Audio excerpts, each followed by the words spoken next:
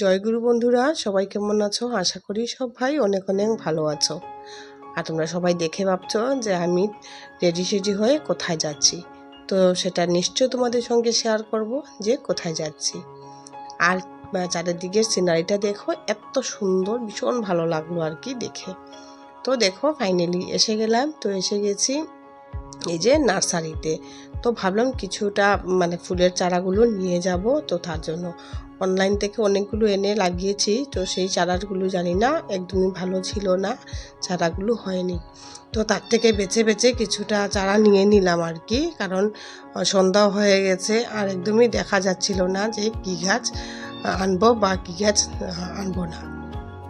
তো বন্ধুরা, পুরো ভিডিওটি দেখার অনুরোধ রইল আপনাদের সকলের কাছে। আর এই যে পুষিটা এত বিরক্ত করছে, কি বলবো, আমি বসে ভয়েস দিতে পারছি না, ননস্টপ। তো যাই হোক, তো ততক্ষণ কিন্তু অনেকটা টাইম পেরিয়ে এসে গেলাম। তো সেটা হলো পরের দিনের আর কি, সকালবেলা। এর আগেরটা কিন্তু আগের দিনেরই ছিল, যে ফুল গাছ টুল গাছ নিয়ে এসে গেছি। তো সেগুলো কিন্তু নিয়ে ছাদের উপরে রেখে দিয়েছি, হয়তো নিচে রেখে দিলে ছাগল টাগল খেয়ে নেবে। তো তার জন্য সঙ্গে সঙ্গে কিন্তু ছাদের উপরেই রেখে এসে গেছি। তো এই যে বিছানাপত্র ভালো করে গুছিয়ে নিচ্ছি। আর একটা যে গেঁদা ফুলের চারা নিয়ে এসে গেছিলাম আর কি। তো এত ভীষণ বড় বড় পরিমাণের ধরেছিল আর কি, সেটা দেখে ভীষণ ভালো লাগলো। তো তার জন্য নিয়ে এসে গেছি। তো সেই গেঁদা ফুলের একটাই সমস্যা, সেটা বাইরে রাখা কখনো যাবে না, কারণ এগুলি রাখার সঙ্গে সঙ্গে কিন্তু বানরগুলো খেয়ে নেবে। এত কি টেস্ট হয় জানি না, বানরগুলো সেই ফুলগুলো এত ভালোবাসে, সঙ্গে সঙ্গেই ছিঁড়ে টিড়ে খেয়ে নেবে। তো তার জন্য কিন্তু আর বাইরে রাখিনি আর কি এই যে ফুলের গাছগুলো। তো যাই হোক, আমার বিছানাগুলো গুছিয়ে নিচ্ছি। আর তোমাদের সঙ্গে কথা বলতে বলতে আমার বিছানাগুলো কিন্তু গুছানো হয়ে গেল।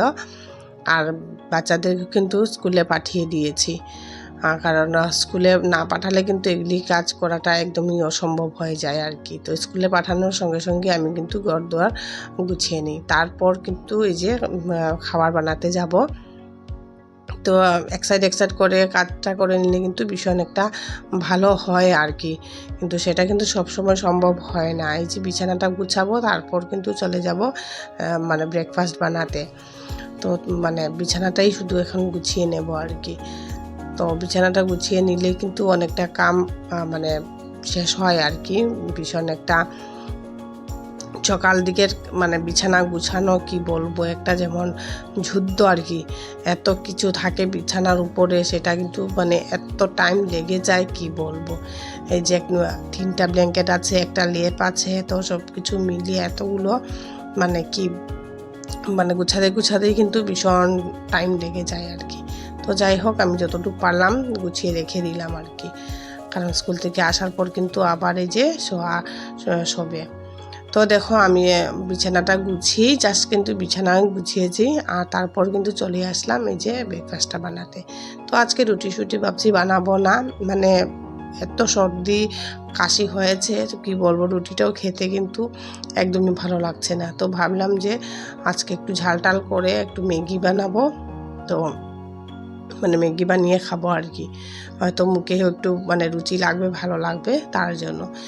জ্বর বা কাশি হলে বা সর্দি লাগলে কিন্তু সবার ফার্স্টে খাওয়ার রুচিটা একদমই চলে যায়, একদমই খেতে ইচ্ছে করে না আর কি। তো দেখো, তার জন্য কিন্তু এই যে একদম ঝালটাল করে আর কি একটু ম্যাগি বানিয়ে নিচ্ছি। আর এদিকে তোমাদের দাদাভাইও এসে গেছে, তো বলছে কিন্তু ভাত খাবো, ম্যাগি ট্যাগি খাবো না, ওকে একটু ভাত দেওয়ার জন্য। তো সকালে তো স্কুলে যাওয়ার জন্য ওদেরকে যখন পাঠিয়েছি, তো অল্প ভাত কিন্তু করেছি, আলু সিদ্ধ করেছিলাম, আলু সিদ্ধ ভাত করেছিলাম। তো এখন তোমাদের দাদাভাইও এসে গেছে, তো কেউ কিছু একটা একটু ভাত দিয়ে দেবো আর কি খাওয়ার জন্য। তো যেহেতু আলু সিদ্ধ আছেই করা, তো ভাবলাম যে একটু ডিম পুচ করে দিয়ে দিই, তাহলেই কিন্তু হয়ে যাবে। তো আমি একটু একটা ডিম পোচ করে নিচ্ছি ওর জন্য। তো ডিম পোচটা দিয়েই খেয়ে নেবে, আর সাথে একটু ঘি, আলু আছে আলু সিদ্ধ করেছি যেহেতু, তো দিয়ে দিলে কিন্তু ওর হয়ে যাবে। তো ওর ডিম পোচ কিন্তু খেতে ওর একদমই ভালো লাগে না, ওর পেঁয়াজ টেস্ট দিয়ে দিলে কিন্তু ও ভালোবাসে। তো এখন আবার পেঁয়াজ কাটবো, মানে ভীষণ একটা ঝামেলার কাজ। তো আমি ভাবলাম দুটো পেঁয়াজ দিয়ে দেবো আর এভাবে কিন্তু একটা ডিম পোচ করে নিই। তো আমি ডিম পোচটা করে কিন্তু ওকে ভাতটা দিয়ে দিলাম, আর এদিকে কিন্তু আমার ম্যাগিটাও কিন্তু হয়ে গেছে। আর তার সঙ্গে সঙ্গে এই যে কাঁচা কলার কোপ্তার মানে একটা ঝোল করেছি আর কি। তো রান্নাবাড়া শেষ করে চলে আসলাম ফাইনালি ছাদের উপরে। তো দেখো নিয়ে এসে গেছিলাম যে গাছগুলো, তো সবগুলো কিন্তু এখানে রেখে দিয়েছি। তো এখন ভাবছি যে মানে গাছগুলো বসাবো আর কি। তো তার জন্য মানে কোথা থেকে মানে অ্যারেঞ্জ করেছি আর কি এই যে টবগুলো। তো এতগুলো টব কিনে আনবো সেটা কিন্তু সম্ভব না। তো দেখো আমি চাল রাখতাম যে বাকেটটা, সেই বাকেটটাও কিন্তু নষ্ট হয়ে গেছে, নিচটা ফেটে গেছে আর কি। তো তার জন্য এটা বের করে নিলাম। আর ওই বাকেটটার মধ্যে কি লাগাবো, এই যে সাদা জবার ওই চারাটা কিন্তু বসাবো। তো এত যুদ্ধ মায়ের করে কি বলবো, এই টব থেকে বের করে নিয়েছি। তো সেইটার মানে একদমই ফুল ফুটতে যাচ্ছে না আর কি, কারণ এই যে জটটা একদম দলা পেকে গিয়েছিল আর কি, ভিতরে ছোট হয়ে গেছে। তো তার জন্য আমি এটা মানে রিপোর্টিং করব আর কি। তো তার জন্য সবার ফার্স্টে দিয়ে দিয়েছি এই যে সবজি পচা সারগুলো, আর তার সঙ্গে মাটি আর একটু ইউরিয়া সার আর ডিএপি দিয়ে, আর এই যে গাছটা বসিয়ে দিয়েছি। একদম ফুলটা মানে ফুটতে যাচ্ছিল না আর কি একদম। তো যাই হোক এই যে সব ফুলের টবগুলো কিন্তু চেঞ্জ করে নিয়েছি, প্লাস্টিক থেকে বের করে রিপোর্টিং করে নিলাম। তো এই ছাদের উপরের অবস্থা দেখো। আর যখন এসছি তো ভাবলাম এগুলোর মধ্যেও কিন্তু, তো এই টাইম ফুলের গাছগুলোকে এখন ভালো করে কিন্তু কাটাই ছাঁটাই করে নিলে কিন্তু এই যে বর্ষা পড়তে কিন্তু গাছগুলো একদম বেড়ে উঠবে আর প্রচুর পরিমাণে কিন্তু ফুল ফুটবে।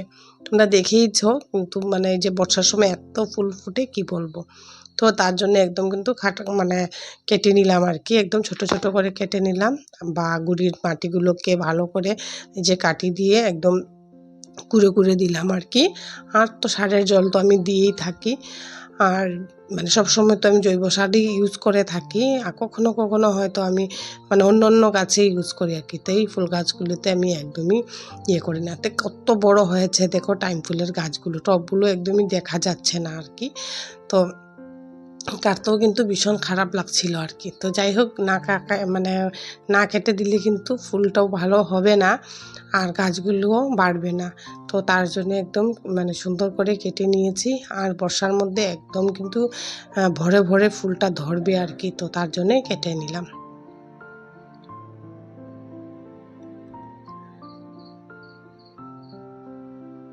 তো সব গাছের টবগুলোকে একদম পরিষ্কার পরিচ্ছন্ন করব ভাবছিলাম আর কি।